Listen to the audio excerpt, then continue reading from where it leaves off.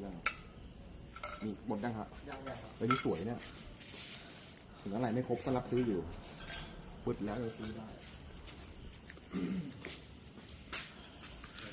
บอกว่าเป็นน้ำม่วงนี่หว่ากี่ชิ้นนะหมดผมบอกว่า7 ชิ้นเลย1 2 3 1 2 3 4 5 6 7 คนครบโอเคโอเค โอเคนะครับดึกแล้วยังรับซื้ออยู่ยังไงก็มีก็ส่งรูปมาได้นะครับนะของเก้ามีค่าพระเครื่องพระบูชานะครับยินดีรับซื้อให้ครับสวัสดีครับเดี๋ยวโอนให้เขา